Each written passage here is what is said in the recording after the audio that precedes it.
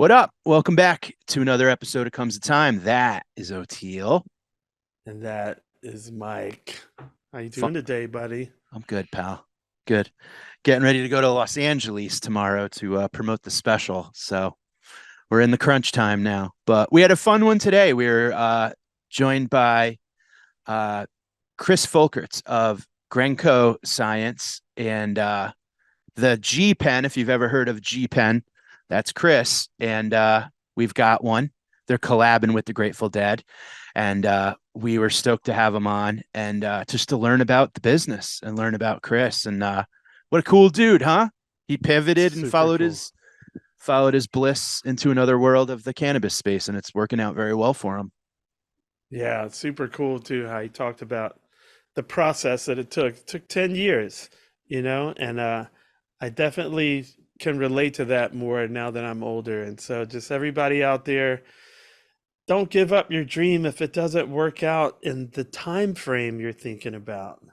A Stick good to your idea guns. is, yeah, it's a good idea. Maybe not whose time has come just yet, but as with many things like that, when it did pan out, it was actually better because Yeah, he he was had more more time to prepared. develop the product, yeah, and more experience and everything. So, Yep, yep. what did he say when the synergy of when timing and something else, but it's the timing part you gotta. Yeah, yeah, yeah. It's very true. And he was saying how his Rolodex was bigger and his, experience was bigger. And, the more you do what you do, that whole 10,000 hours thing it's got some truth to it. So thank you, Chris. And thank you guys for listening and watching. Join us at our YouTube channel. Join us at our patreon.com/comes a time pod. Rate, review, share. It all goes such a long way. We've got some merch, right, O'Teal? That's right. We've Oh, got what's that this. cup you're drinking out of? The old comes a time coffee mug. I have water in it right now, but I've usually have a like a water thing, and I was like, I need to use this coffee mug to drink my water on our podcast. Our What am I podcast. doing? I'm gonna go get one ready for the next one. Heck yeah, So Bubba. thank you guys so much. Enjoy, and we will see you on the flip. Peace.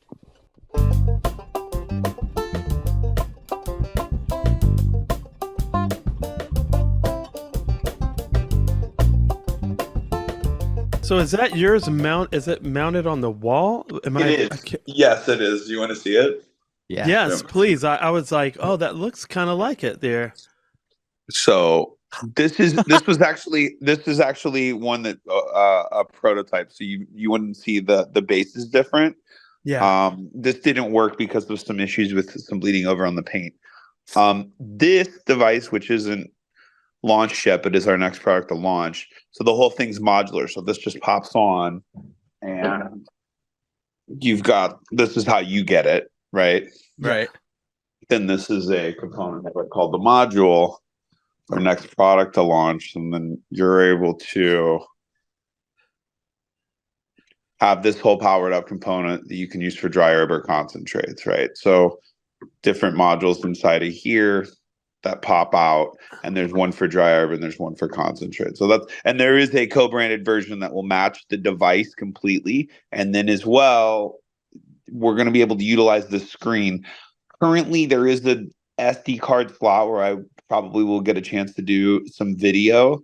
As of now, no audio, but pictures and that component of it as well. So we're pretty excited about the module that you're going to be able to utilize some of the other art assets in it as well. So very, very excited about that. This is the first place that's premiered, so that's kind of cool. I mean, Nice. we've shown it at trade shows and that, but it's not been anywhere for anybody to see. So that's you've seen it here first. Yeah. I But love yeah, it.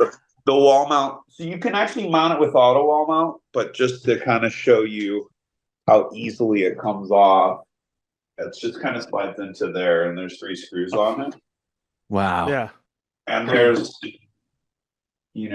a component of it that you need to do a small adjustment on the other side there to do it, but it's all pretty simple. And Man, Technology. Mine stays up, right? Yeah, it's been quite a lot of R&D since the old college gravity bong. Yeah, just R&D, dude. pull Plastic up, push down, leader. pull up, push down. Right?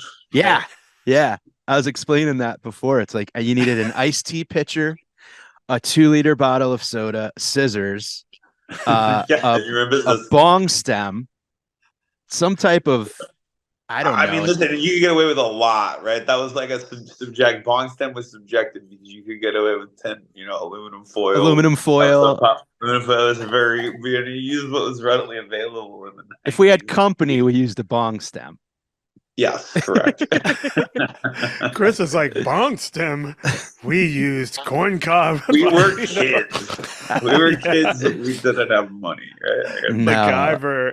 Oh, that's too funny, we would man. put on the Dave Brubeck quartet and put out our bong stem and get all fancy. And yeah, no, it was those things would, wow. Yeah. Fun time. And now look, it's actually art. It legitimately is like a piece of art. And like the prototype and like Oteil said it, like the R&D, like it's fun, but it's also when passion becomes a business. Yeah, and look, I mean, if for people that use them, I think that we find that they become a part of their everyday life. A lot of people are everyday users, right? So I think you look at what we've done with G Pen, which is the pocket size version of it that could be taken anywhere, and this is an at home piece. Not to say that you can't, but it's not not as not portable in the sense of what G Pen is. But either way, there's so many products and things that are introduced on a daily basis, and Yeah. and you gadgets and gadgets and gizmos that are for everything to be easier in our life, that you find that very few of them you can use and utilize on a daily basis, right? Right. Again, looking around my house, I'm like, the automatic soap dispenser, that's a great one. You know what I mean? Like here in the kitchen, things like that, where I see that they have now somehow become part of my life. Bluetooth speakers, right? Where you're like, there's certain things that are there that we can Yeah. utilize daily, and then there's a lot of things that come out are a little bit more specialty design, right? That's like, you've got something designed specifically for something. That's what's interesting about this product, is that it's used for dry herb and used for concentrate, and also has a component of it that does feed into a cloche, right? The full size cloche, which you'll both be receiving one of when they're ready. But you can then, we have a whole food and beverage program and are running different bars and restaurants where it's then smoked into the food or beverage cloche for infusion. So you're doing different wood infusions and herbal blend infusions into it. That's not just specified around plant or concentrate material. Wow. Interesting. So it's like an aromatherapy device in a way, also. Sure. Yeah. Diffuser, And again, that's why it's called gravity infuser, because literally you can utilize it for any number, and hookah as well, right? So the setup comes to hold a hookah coal, and so you can do shisha in there as well. So the kind of a versatile product that's not a gravity bomb. Yeah. Right. Yeah. Right. The one that we made when we were kids had one function. It could have been an aromatherapy infuser if we really wanted to That's clean true. up the room quick, right? Like you Yeah, that's true. you could have easily smoked the room out with whatever aroma you wanted. I think we all chose. A little lavender in Yeah. there. I mean, Yeah. at that point, if it wasn't brickweed for me, right? Most likely at the time when I was using gravity bongs, more than likely I was had not gotten over yet to into kind bud, right? It's so funny you say that because it was like, I mean, I'm 44. I graduated. I was in college like 97, 98, 99, 2000. Well, 98, 99, 2000. I took a year off. That's right. Oh, 102 graduated. But that was like when there was the beasters were like the big That thing, was right? yeah. I mean, and you could find. I mean, you would find weed's only as good as the guy who grows it. It doesn't matter where the fuck you're at in the world, right? If you know the dude, or the dude knows there's somebody you're with knows the dude, then you can get and what's interesting is that like the difference between an 8, a 9, and a 10, Yeah. right, on weed scales, and then it's down to like what's acceptable for you to smoke. But the Beasters were a big, BC. BC bud. Shout out Yeah. to Canada. Did you help us out a lot down here, right? And The closer you got to Canada, Oteil, the tighter and the denser and the rockier the nuggets were, and the more headache you had afterwards. It was just very like, well, we didn't realize that we were smoking mold, powdery mildew, and I mean, there's it was a gross. here we are. And here Yeah, we A are. I health hazard. graduated. I was so I'll be 42 in March, so I'm just Yeah. a couple years behind you. So would have, if I graduated, I would have been in 2000. Yeah. We used to So how call did you end up getting hooked up with the company? With this company. Yeah. So started it in it's yeah. So his I company. started yeah. So I'd say I hooked it up. You So did it. I hooked it up. you're the I whole hooked it up brains. back in 2012. Yeah. It started as me seeing just the e-cigarette technology starting to lend itself over to cannabis space. And we were at that point, it was about filled hardware, right? So we were one of the first people to put out hardware with concentrate prepackaged and filled in the United States, right? So we started as that side of it. And, I was very heavily involved in the cannabis industry and on the dispensary side of things. So I saw where somebody had figured out how to put oil, and it was more of a tincture than anything else at that point that wasn't concentrate, but they were injecting the tincture ethanol extract based into an existing e-cig cartomizer, and that was the one. It was called Vape Pen. The guy out of the Bay Area was like one of the first people to do it. But Wow. and so I saw it at one of my shops. I bought all of them that were in there, and I started handing them out to people. Huh. And I remember standing in the moment of my it moment, right, where I screwed it in, put it on, hit it, Vape came out, and I was like, oh wow, that's it, right? Like that's that moment. Like, let's figure out how to sell these. I was, I'm a hustler, right? I was an independent concert promoter, and at the time, I had gotten moved out to LA to work at a record label, and had just managed a big tour, and had put on nationwide battle of the bands for opening slots on big festival tours. So it's coming out of that, and it was in the metal world, and then was living in California and saw the opportunity in the cannabis space, right? And so Yeah. got very heavily involved in that, and then that is what got me to the point of seeing that component. So it was just like, hey man, I'm gonna go sell these things. Like, where do I get them? Realized that the guy who was doing it didn't have them, and it was such a limited supply. Just like anything else that's emerging, if you get something that's good and people want it, it's, production, supply chain, etc. Right? Can be Yeah. it can be the hindrance of true success, right? So I contacted an attorney that I was working with, and named Josh Shelton, and it's like he was, my personal attorney at the time, and so he led me to a group that was doing the same thing out of Colorado, and we're expanding into California, and then I got hooked up with that group, right? So they were extracting at scale, and then filling hardware.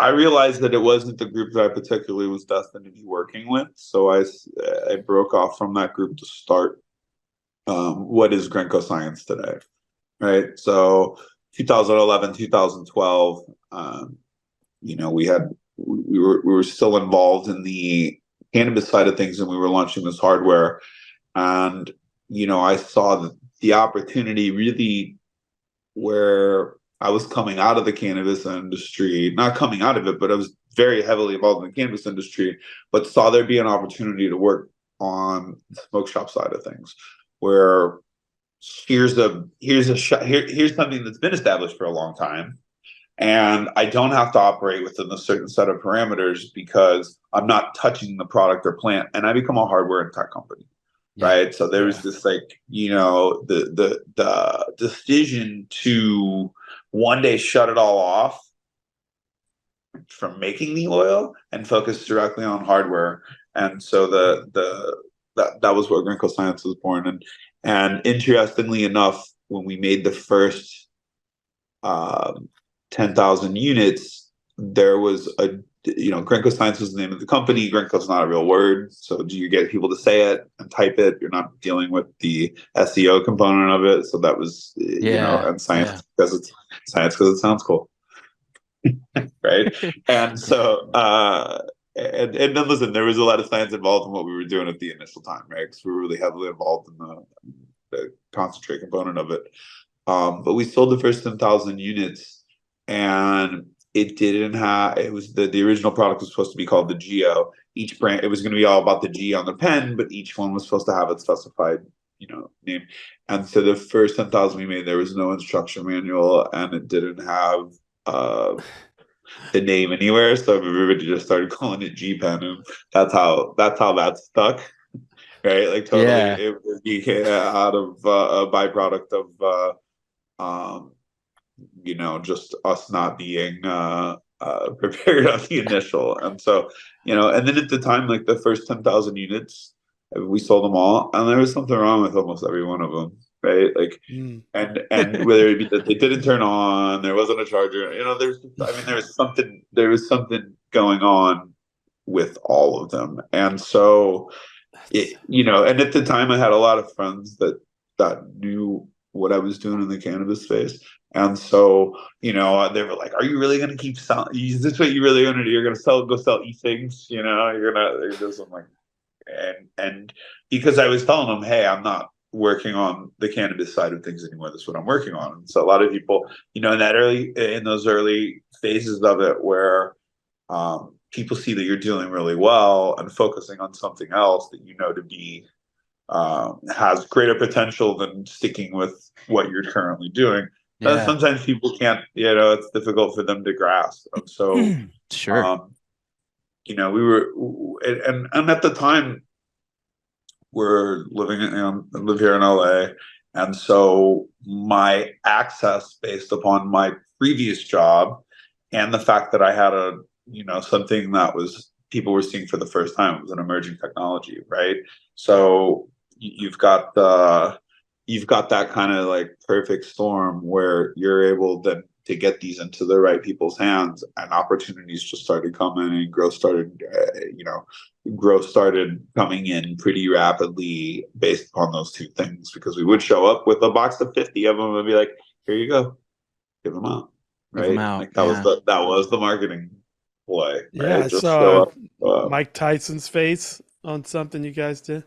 Yeah, I mean, we've if we're going to stick with historically where we're at this point in the game, then like first collab we did was Action Bronson, the second one was Snoop, and Okay. with Snoop it was a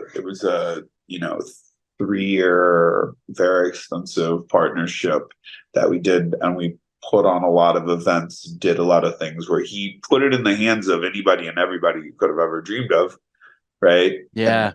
And that, I think it was one of the most important collaborations in the cannabis history, right? That we did, Sure. because it was like, you know, you couldn't recreate that moment in time, right? Like everything's so different, and always Yeah. evolving, but we had like a perfect moment in time, and we were involved in his his YouTube podcast. I mean, we were just on we were and worked with his team to be interwoven into the fabric of what they were doing, and on our side on the cannabis industry. So that was, and you've had Wiz, we've done stuff with Burton Snowboards and Phil Frost. We've worked with, things from like Grubhubs, and and have gotten, I would say that the opportunity to work with um, the people that we set our sights on as their biggest right? Which is where the this collaboration and this conversation kind of comes full circle because it's one that we worked on for 10 years, right? Yeah. We first pitched this with Darren Romanelli and Rama Mayo as a project that we did when they had an agency that we worked with at the time, and so we put a deck together for presentation 10 years ago, and have then Wow. since presented, I think, five different times. The evolution into Craig Fox, and that's kind of how this came about. Really working with Craig for a number of years on it as well, and there's just timing and synergy. I think the synergy was Mm. always there, Yeah. the timing wasn't, right? That's kind of how that goes. And so that when those two actually aligned and we got the opportunity, and Rhino took it over and we got it across the line, it was like, wow, Mm. 10 Grateful years in the Dead. making, right? Like we Yeah. really, yeah, wow, Grateful Dead. Like, they actually just did Yeah. this, right? They actually just came across, and now, what do we do to to really pay tribute to what it is that it means for us to have something like this, and then utilize the assets properly, and do something impactful and meaningful. And that's kind of where it was, and that's why you see as us be where we feel that we're at and what we've done in the industry, that getting this collaboration was an iconic moment for us, and being able to then lean into that, and as to like where we starting off with the Steely, and like I think that it's not cliche for everybody to just throw Steely on it, but for us it was like, hey, this is a big Yeah. moment, because I Yeah. knew how long and how much actually it took and into getting this across the line. And at the end of the day, I don't know the process on the other side of decision making of how it happens, but I know that every single brand on the planet, and especially on my side, goes for this to be a thing, and for to I think it's easier to get it across the line if it's not, I think it is a lot easier to get it across the line if you've got a cool new company that isn't considered to be something that is around another industry, right? A cooler, or right, like Yeah. the collaborative effort on that, and getting and the Grateful Dead across the line on something, versus we knew that this was a massively long process of getting this. And then you think about how, if I every smoke shop that I've pretty much ever gone into has something of the Dead in it, Oh Right. yeah. right? Yeah. Like Yeah. every Yeah. single, I mean, think about if they had $1 for every dugout that was ever sold, I right? Just know, alone, right? Yeah. Yeah, just right? alone, or a grinder with like a 100%. steal your face on the top or something. Yeah. Yeah, yeah. And so and so I think that when we were one of the people that were ultimately picked to go and represent that side of it. I think we were all very honored, right? Yeah. Yeah. Well, 10 years is I've had something I've been working on for 13 years, or waiting for. Like the vision I had of it was clear and was right, and it just took 13 years. And after I realized, like, I was like, wow, I waited 13 years for that to happen. So I wasn't wrong. It was just, it hadn't happened yet. And so I always tell my Back to kids that timing and synergy, right? That's it's it. got the timing. Sometimes you can't force it, and it could be a lot longer than you think. But if you still have your eye on it and you're still trying, like, when it gets there, it means even more. Of Like, course, it really, yeah. And what was that? Tell me what it was. it's funny. Okay, it was. I was playing a bluegrass festival, and I had picked up banjo because my wife moved to Africa first year we were married, and I picked up her banjo, and was working on it really hard. And then at this bluegrass festival, I ran into a friend of mine, John Cowan, who's from Nashville, and he said, they have a bass banjo. I was like, what? A bass banjo? And there's this big tent where they have all these like bluegrass instruments as part of the festival. It was Merle Fest.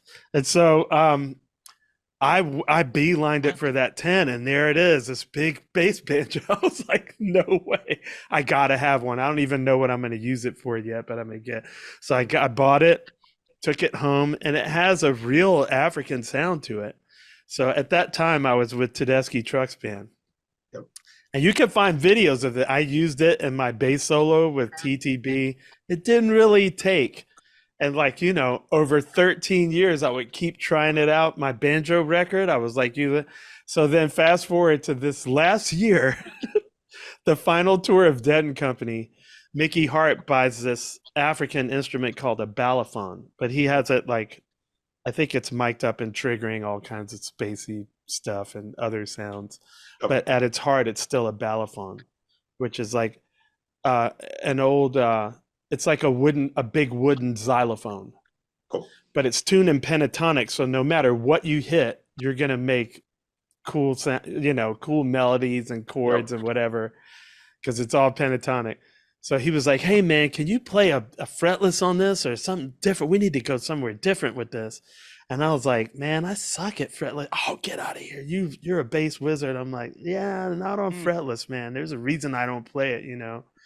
He's like, "We need something." I was like, "I think maybe this bass banjo, because it's African, dude." The first like sound check we did with it, everybody was flipping out. And on my social media, from Facebook, YouTube, Instagram, it dwarfs all the views of reels of anything I have by more than twice. Live stuff with Mayer, just dust it, and I was like, finally, and it became this huge thing, and I was like, 13 years, I finally got to dunk that ball. That's it. It's a thing now. It's in the set now. It's full rotation. Yeah, it's full rotation. Yeah. That's amazing.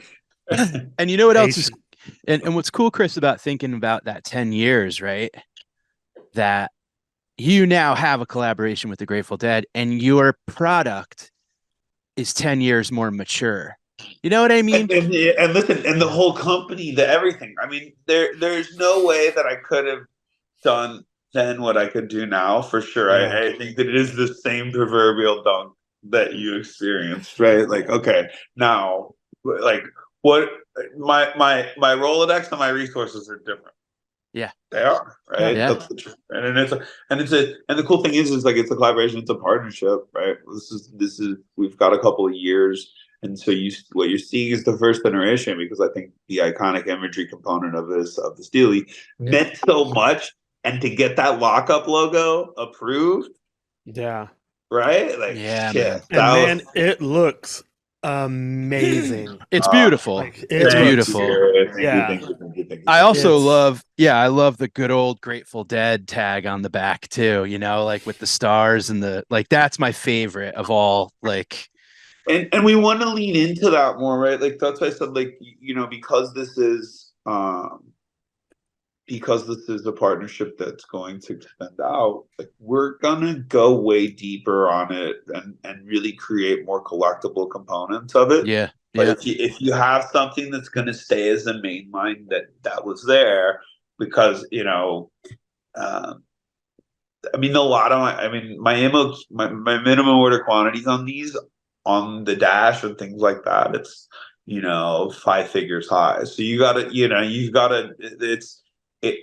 have to be thoughtful about how and what we do, right? Because it's capital labor intensive, everything, to get all these across the line and all the gadgets. But moving forward, the next one I see to come out will continue to make more collectible, and probably potentially collaborate with other artists on components of it and things like that. I mean, the amazing part about it is when I got the asset, the brand guide. I've talked about it a bunch, where it's like, we had a couple of head shops, I guess, and record stores in my town. That one whole wall, North Haven, Connecticut. I'm right outside of New Haven. So we had a couple of little shops that had, bongs before I knew what bongs were.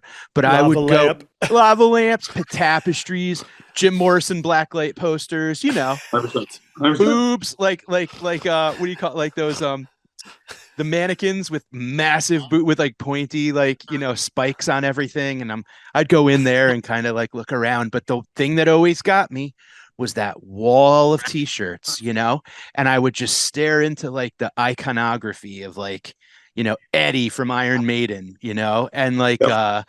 all the Grateful Dead stuff and all like the Led Zeppelin with the lantern and the hood and the whole like all of the comic book visualization of it all is what got me as a kid. And the Grateful Dead thing was always just so alluring and so like, like what is this, And then I'd go home and look at my dad's records and I'm like, oh, that's it. And I'd like kind of match it up because there was no internet, so you Nope. just had to actually do the work. And that's how I fell in love with the Dead at first was the Steely and the Skull and Roses and the Funny because that was the exact. I mean, a very similar situation where it's something that you see and have seen. Didn't realize you've seen it until you see it in that kind of a setting. right. And I, didn't have older brother. I didn't have any siblings. That's what it took me to figure, to asking somebody that did and then getting it. I unfortunately, so my age was I didn't get to see Dead I saw, but I did see Further, right? So that was my first tap foray into it was Further. Yeah. In St. Because I'm from St. Louis. I'm from Belleville, Illinois, which is just across the river, Sure. right? Yeah. So Wilco territory. it is very much Wilco territory. That's my jam right there. Yeah, yep, yep, Yeah. yep. Love that. So do you have much crossover with the metal community? Is there much Yeah, I like mean, listen, marketing? I think, I mean, I know they got to be smoking bud, but yeah, of course, of course. I mean, there's the cool thing is that our product is a blank canvas, right? And if you think about who uses it, is that it's everybody, yeah, you know, Literally it, everybody. grandma now, yeah, literally, grandma. yeah, men and women, Yeah. Yeah. every black, white, other, every non-gender. It is universally utilized as the cannabis plant is, right? So Right. I think that's one thing that as I said, it is a bit of a blank canvas. There still is definitely is crossover. One of the big people in metal that we worked with for a long time and early on was Jose Mangan from Sirius. He's huge in the metal community, and I worked at Sumerian. When our employee number one, Tim Patton out, he worked at Metal Blade. Jordan worked at Prosthetic. So we were just, Prosthetic. That's yeah, a we great name. Such a we were metal I know. I had a metal band name one time when we were rolling around the van in my early 20s, and it was Catheter. And the first album was going to be called Catheteria. Wow. the cool thing is that Prosthetic. it also may catch like bass banjo at this point. You might be able to do catheter still. Catheter, It can dude. be it can be even more rewarding than bass Yo, banjo. Yes, Oteil, because this bass would go back banjo literally metal. like 30 Listen, years. I want to manage catheter. Yeah, That's not. the bass banjo metal band. Are you familiar with do you know who Tosin Abasi is? Oh yeah, I've heard that name. Yeah, so Guitarist? guitarist. Yeah. Yeah. Like it's like who Steve Vais goes to watch, right? Oh, So he really? plays an Okay. eighth string, Yeah. and so one of the groups when I was around in that world, it was one of the groups that I think, but just as much of uh, a savant you are on the bass and guitar, that Tosin is somebody that I had a lot of respect and still do, and a good friend. So. Yeah, he's a Wow. freak. I think he's more of a savant than me. He's a freak, dude. Listen, he is a freak for sure. I was Yeah. listening. I was listening to an interview the other day with Wolfgang Van Halen, Eddie Van Halen's son, right? And it was just this thing about how I mean, you grow up around these savants and these people that are just, the question was like, other than your dad, like who's your favorite soloist, And he's like, it's hard to say because my dad, he's in me, like the DNA. Yeah. And also just growing up around it is just, But the thing that was so nice to hear was like he didn't go Hendrix, he didn't go Vi, he went some obscure dude that like nobody heard of. And it's like that's the best shit where it's like, you know, like I've never heard Yep. of this dude, but I'm gonna totally go look him up Yeah, now and because his it's his band is Animals as Leaders, and it's an all instrumental progressive. I mean, but it's symphonic, I right? can't wait Like, to hear it. Yeah. Oh, that's yeah, so yeah. neat. It's a three piece. Um, Power trio. Yeah. Javier's also on guitar and the drums. It's I'll have pretty to check that pretty out. awesome. So yeah, Um, what's kind of interesting, and Atil and I think we're talking about this earlier about I don't know if it's a getting older thing or just a something. I've become like a minimalist in a sense where it's like I don't want to carry around like a torch and a kit to of smoke out course. of, and you know what I mean? Like you got to walk around with like I'm a mechanic nowadays to like smoke pot, you know what I mean? Like you got to have a pickup truck with like a toolbox in the back. That's why I like I remember the days when you left the house and it was like keys, wallet, and a pack of gum, maybe smokes or something. Now it's Spectacles, testicles. chargers, Use test wallets, spectacles, testicles. That was spectacles, testicles. Yeah, check, check. Wallet and watch. wallet and watch. Yep. Now it's chargers. You know, pen, this pen, that pen, two pairs of glasses. I, You know, yeah, I need the charger for the iPhone, and I need a USB-C because they Oh, haven't dude. gotten that right yet, dude, we got right? to Like, all walk around with like a purse. And that's Dude, kind I of got like a Pelican now just for everything. seriously just on your shoulder. It's nuts that's though, when right? You have to carry. that's when we really start aging ourselves. When we have like pelicans, and like Just like open it if you're up. organized, or like kids throw it in all in a tote bag, and we've It's got it gotten all, that bad. and we've got it all organized. That's It you. is bananas, but it's like what's nice about the G Pen. I was gonna say, like, the dash, compact, small, like loaded up, you're good to go. Like I really enjoy that it's like that, like carryable and compact, but for dry flower. Because and this is something Oteil, we kind of chatted a bit about this. The oils and the pens and stuff, Chris, you're in the industry. Are people seeing like that they're getting pretty kind of coughs or like raspy? Like I'm going back to flower. You're talking about pre-filled cartridges, correct? Yeah, yeah. Yes. What's up with those, man? They Listen, hurt. Is it I the think ethanol and stuff? no, I think that you don't have any regulation around. I mean, listen, you do because it depends on where you buy it. I'll just start with that. Yeah. You're buying Yes. it at a store in a Yeah. dispensary, and it's regulated by a state that's doing it properly. Then you should not have that. If you're getting your cartridges off of, if things that are coming off the black market, or even like stuff that they sell in smoke shops right now. I mean, one of the Yeah. interesting things is that there's legal quote unquote weed pretty much everywhere. You've got Delta 8, Yeah. THCP, that's every Yeah. cannabinoid, psychoactive cannabinoid is pretty much available right now in the gas station next to you, right? And those products Yeah. are not regulated, so you know, Yeah. I, Yeah. and listen, I think that everything in moderation and regulated in moderation Yeah. can be a good thing, Yeah.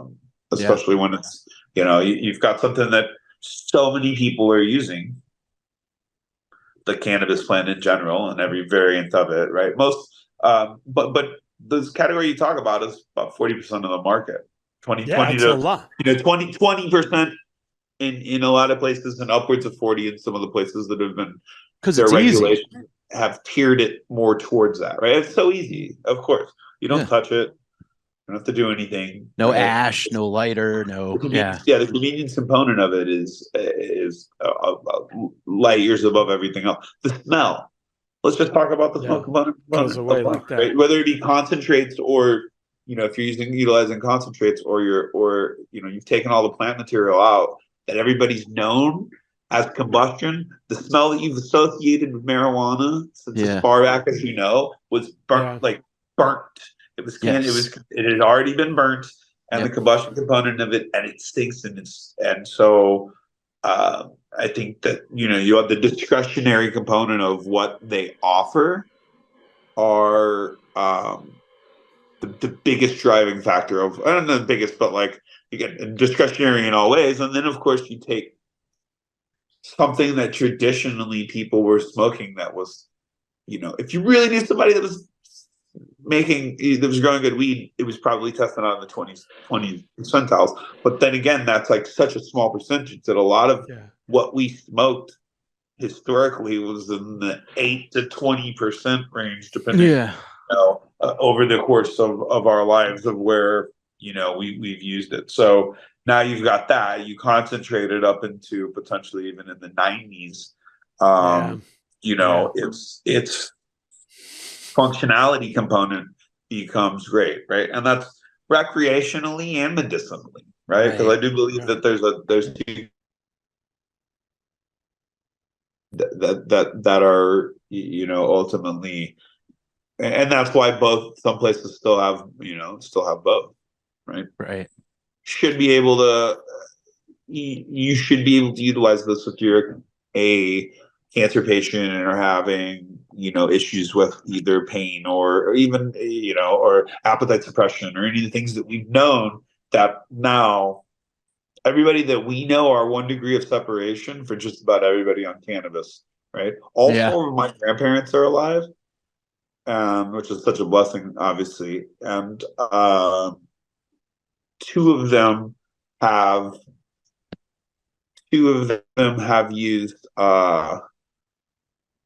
have used cannabis. One of them's used it and had used it consistently for almost 10 years. Nice. Right? Got off. He had 7 back surgeries and got off fentanyl patches. Great. Like literally one day to the next. It was one day he was then on fentanyl, and then the next day he had started on edibles. And outside. Did we lose him? Are you there? Yeah, he just popped off mine. Okay. He'll probably come right back on. Want to do our intro while we're waiting? Sure. Why not, right? Hey, everybody. Welcome back to Comes the Time. That's Oteil. And that's Mike. We have today Chris Folkerts from Grenco Science. And he is a very passionate cannabis product developer, and provided us with these lovely G pens, Grateful Dead G pens. You can check out all their stuff. We'll put all the links into the show notes, but this is super cool chat. If you're enjoying this, check out. Oh, he's back. He's asking to come back. I don't know if we were able to get it in. Fuck it, Oteil. Okay. Chris? Sorry for the interruption. No sweat, dude. It's My all phone good. died, and it was charged too, so I didn't. I guess. Yeah, we'll just keep you for a few more minutes. No biggie. We do about an hour anyway, so that'll work out perfect. So as I was saying, so my grandfather was the 7 back surgeries, and he was able to quit the opiates over the course of the day, and just getting through the component of getting him through the psychoactive aspect of it, and being able to adjust to that, which is kind of funny, because the first time that I sent it to him, I had a friend of mine, and I explained the situation. So he sent some capsules out to him, and so my grandma. So I said, well, take it in advance of bed, because he's has trouble sleeping and things like that. And then if there's parts of it that he kind of needs to go through, then he could do that hopefully while he's asleep. And so he wakes up, he takes it, he wakes my grandma up, and he goes, "Diane, the boys are in the living room." She was like, "What?" And he was like, "Them boys are in the living room." And she was like, "Who?" And he spelled it with his finger. So he was so high that he was actually seeing his fingers that he was writing with, right? Like an EOYS. So he spells it out. And she says, go get the gun and shoot him. And she goes, Harry, we don't have a gun. The alarm's on. There's nobody in the living room. There, you go back to bed. So he goes back to sleep, right? He wakes up again. He goes, Diane, there's ants all over the bed, right? And so she's like, there's no ants on the bed, Harry. Go back to sleep, right? So she calls me in the morning to tell me all this. And I'm like, yeah, like maybe let's just hold off on the project until I can get you something different. Okay. So we did finally settle on, they were Chiba Chews that he started with. So those are bananas, dude. And the capsules were before the Chiba Chews. Then we got him the Chiba Chews where he could take it, and it was the Tootsie Roll, right? And you could cut it into smaller pieces, and that's how we got him on to what it was. So fast forward on there, my best friend Billy and I are visiting my grandparents. I'm back home, and I'm like, hey, where are them capsules at that Grandpa got sent, right? Okay, so I pop two of them, and we go to lunch. And we're in this, and I'm from Belleville, Illinois, which is a small town, like 40,000 people. And I'm in this one restaurant that I've been going to my whole life. And it's just like that restaurant that's changed hands like 10 different times. We still always go there. Yeah. Name's always different. I'm sitting in there, and all of a sudden this thing hits me like a ton of bricks, right?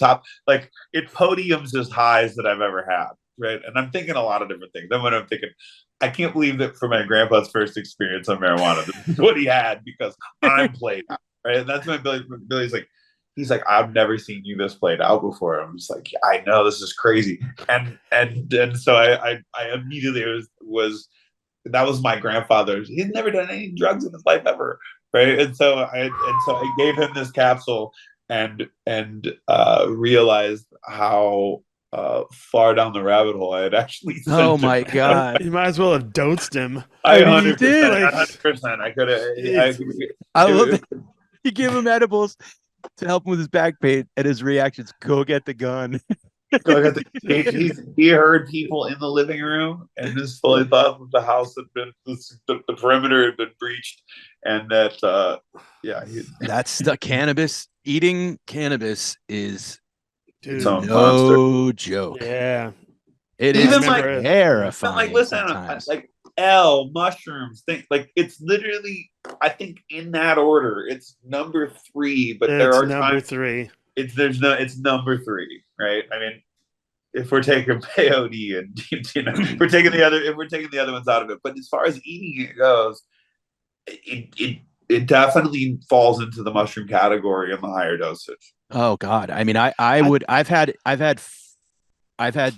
terrifying experiences with both, and I would take a bad mushroom experience over a bad cannabis experience because I feel cannabis lasts way longer. I would take neither. Well, I would take neither, of course. But if I had to choose a bad, because listen, like the analogy I've made to people that haven't done it yet is like, it's like getting on a plane. Sometimes you get upgraded to first class. Sometimes you're in the middle in the last row. Either way, the plane's taking off, and you gotta just buckle up. Yeah, and you know that you're gonna land, but you could hit some turbulence. Well, I mean, dosage is everything. When anybody offers me anything, and this is after it's already been vetted, I'm going to take a quarter of it. Of course. To see. So the good thing about drugs is you can always take more. You can't always take more, exactly. Right? You can always take more. Always. You can't take it out. It's in. It's in. And wait for an hour. Because I see these people do this. Someone told me recently, I wish I could remember who it was. They were like, I don't know why I got impatient. They ate something and then it didn't kick in fast enough, so they started eating more. Yeah. And they only waited like 15 minutes. I'm like, oh, no. No, that's such rookie bullshit right there. 45 minimum. Yeah. Like, dude. It depends on how you get it, because if you're eating, like that's where cannabis edibles specifically, right? The body attacks sugar, right? So generally they're all sugar based, but they're all, and so if it has to go through that digestive process, if you've just eaten a large, I mean, it could be hours before it really hits you. I mean, how many times have I eaten edibles, woke up in the middle of the night, my eyes are glued, I'm so fucking hungry and I forgot what it was, but I can't figure out why I'm walking around my house, but my eyes won't open. Yep. Right? Like, Yep. and you're like, what is this? Like, what did I do? And you're like, and not to say my short term memory is so bad that I forgot. It's just you're like you can't associate that whatever gummy that you ate 4 hours or at this point you've gone to sleep, you've already woken back up, so it might be 6 or 7 hours in the whole thing, and I've it had is. that. Yeah, I've had that horrible experience where it's like you eat after and then it kicks it back into gear again. Like it's almost like you eat edibles, you have You a have to keep feeling, on. then you eat and it goes, it like shoots it full of like full of steroids or something, and you're like, oh my god, I'm higher now. Like, what the hell is that? Like, I had a time backstage at a show. We were at in Atlantic City, and I don't know, Chris, if you've ever been there, but it is, oh my god, it's Reno at It's sea. Atlantic City. It's Yeah, Atlantic yeah. City. It's horrible. And we did a big show at the Borgata, and I'm backstage, and someone handed me a bottle of like a hash oil, like tincture breath spray thing. Yep. And I just went, and they were like, yo, dude, like you're supposed to do like a half of one, like little spray. But I did like I was like, I was cleaning windows, like I was spraying it. And it was a terrifying, like fear and loathing kind of night where I thought that everyone I was Yeah. with was mad at me. And, I was in this like corner of a bar and we were roped off from the rest of the crowd. And it was like, I couldn't take it. And I went back to my room and wrote letters to people and had like horrible anxiety. Like, Oh, that anxiety is the worst. sat in the hotel shower. Oh, And then I heard a knock on the door, and I thought it was my friends called psychiatrists and cops to come, like, see if I was They had an okay intervention. Yeah, there was an with intervention. myself. Yeah. And I just shut the shower off and the light off and sat in the shower, like soapy, like waiting. And then I crawled to the door, like army crawled to the door, and I opened it, and it was my room service that I forgot I ordered. And then I ate the eggs, and it kicked it back into gear. And I was just like, dude, I crawled in bed the wrong way, like feet at the pillow, head at the bottom, and just was like praying. I didn't turn the TV on. Like, oh my God, the things you do when you're having a bad weed experience. And yeah, waking up 4 a.m, your eyes glued shut. Oh, terrifying. Your poor grandfather. Oh, I know. Listen, but listen, he still uses it now. Now he used it daily for probably 10 years. Now he uses it as needed. got it. But he's going there before he goes something else. Good. Yeah. Right. No, fantastic. yeah. That's amazing. Well, it's good that you can help him out, Yeah. I mean, it was, and it was, it does make for a great story. It sure does. There's And ants all hopeful over that the it's well, place. right? Nobody was harmed in the film. Those Chiba Chews are right? bananas. I used to tell a joke about that, where it's like 4 doses for a Tootsie Roll. Like I've the least Tootsie Rolls I've ever eaten in a sitting is like 11 Tootsie Rolls. Like it's just bad for me, man. Yeah, But that's why I think that edibles end up with such a bad rap because so much can just come in such a little bite, right? You know what he eats? Like when you make sure, like who wants to eat a quarter of a quarter of a quarter of a Tootsie Roll, which is exactly what you would need to eat. yeah, I mean, Bill, it's I know, I but just won't even do it unless I can get him. And like, it was great when it got decriminalized in Colorado, because then I was like, I don't know what the dosage is that I want. And it turns out it was like 5 milligrams. Oh, yeah. shit. And so I could do 5 at a time. It's like, all right, 10 is about the most I want. But when someone like bought a bunch of pot cookies onto the Allman Brothers bus 20 years ago, you don't didn't know what the was in it. dosage is. Yeah. You No, don't know. and there's could I that eat one all- cookie that's got all gotta of write it. it out. Yeah. Mixed in properly. Like, Yeah, of course. I of was course. like, no. So, and I found those 5 milligrams. I was like, let's start there and see what we're working with. Cause it does. The first time I did, I was like or just out of high school. And I remember sitting on the couch with my friend Laura Brown, and she was like, can you feel your knees? And I was like, actually, I didn't realize it, but no, I can't. And I was like, this is way too strong. Like, Yeah. uh-uh. Yeah. And I like it to I wear ate off probably too. the most I've ever eaten. My business partner Anthony and I ate about 750 milligrams, right? What? He ended up in the fetal position on the couch. I I had already ordered some food, which was supposed to be for both of us. I ate all of it. Then I remember Uncrustables are the Crustables. They're like the frozen peanut butter and jelly Yes. sandwiches. Yes. So I figured out that 16 seconds was the perfect amount of time to take them from the freezer in the giant box that he had 11 of them. I think there were left. So I smashed 11 of those Uncrustables. Then I was on social media and I saw fried chicken.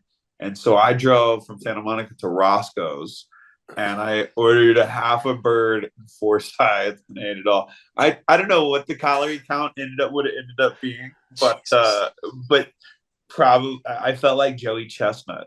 You had 10 10 calories per milligram. Like I almost had a moment where like maybe this is what I should be a competitive eater, crushing it right now. Like, is there an Uncrustables event I can participate in? Because It's you and Kobayashi doing Uncrustables. Hilarious, Oh dude. It's a my God. performance enhancing drug for competitive eating. Please tell everybody where they can find you. Thank you so much for joining us today. And where can everybody find all the amazing Grenco products? Absolutely. So for all things GPen related, it is gpen.com. And for all things Student Glass related, same, studentglass.com. Thank you so much, dude. You're the Thank man. you so much for having me. I really appreciate you guys. Yeah, come back and hang again soon. I would love to. And then let me know because you're going to be in LA. We'll get you a mouthpiece. I'll hit you up, bro, for sure. There you go. Thanks, my man. Thanks, guys. Peace.